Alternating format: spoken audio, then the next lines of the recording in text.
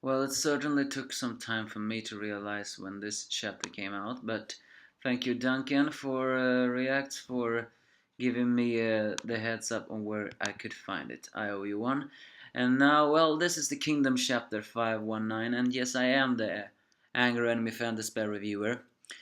The narration is very hyping up that this battle is gonna be one bloody hell one, because, well, first off, they are talking about this land that lies 5 li west of Canton and 75 li north of Gyo is an expansive land where crows usually they eat on carcasses. Therefore, it has created a fitting name for the people, the Shukai, or as we call it, the Scarlet Seaplanes. I guess it's fitting to be calling it that, seeing that this is a battle that was going to have a lot of corpses and blood for the crows to feed on. Elsewhere, the two commanders, Ribuko and Osen, even though they're not meeting face to face, they are already dueling with each other, looking the opposite way, yet the same way directing their respective forces to slay their respective enemies. Indeed, yes, the battles to those two have already begun.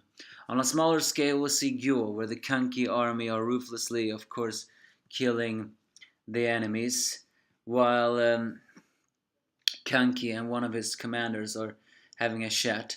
Of course, Kanki is the only one who is not so uh, panicking about all this, and in fact, once he hears that the fact that a new Sao army group is attacking nearby, he decides to join in the fun. Uh, so yeah, it may very well be that Kanki has got a situation. According to history, the character based on Kanki would defect after. I mean, uh, not defect. What was that other word? Not maroon either. Mm. Desert after a very decisive battle. Is this that decisive battle? Who knows? But Kanki is dealing with that alone.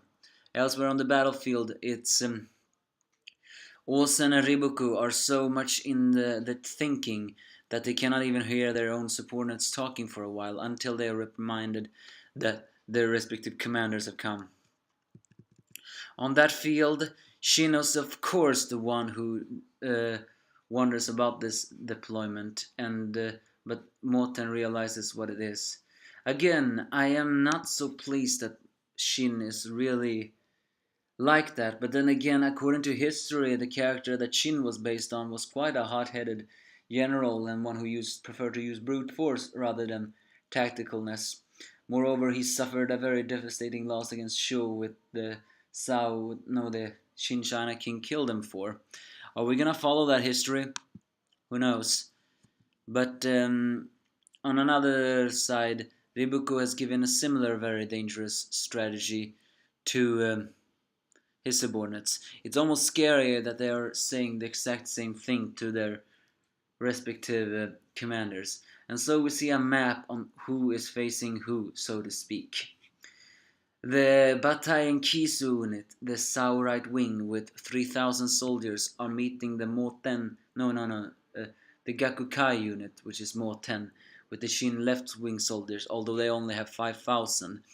Do not exactly know how they can handle that many, especially since Kisu was last hyped up to be a very dangerous force on par of a great general. On the right wing, but the South's left wing, we have Shogaru, Banaji, and Gakue, that arrogant spear guy with a soldier of 3,000 soldiers, facing off against the Gyukuho unit with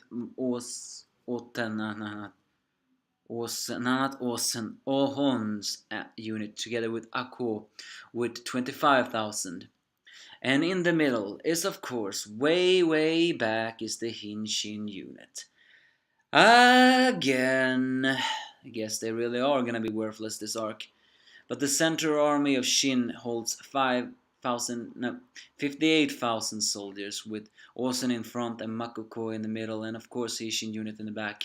But the South Central Army, though, has 60,000 soldiers, with Fute at the left, Kane at the left, Ribuku in the middle, with Kinomo at the right, and Gyuyun in the right.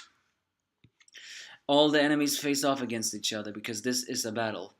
And luckily, in this position, Shin is not panicking, but they are all focusing. The one who is gonna have the first battle is the Moten unit, or the Gyokyo unit, so to speak.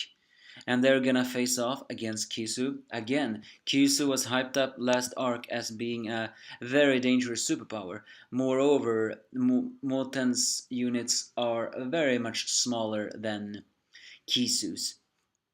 Can he really break through that big army? Or is this the place where Moten dies?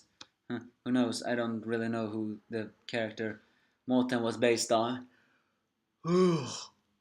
I mean, his near fatal wound in the collision army could have served as a foreshadowing, you know? But it's clear though that Kisu and Batea, they are not really going to put much sweat into this.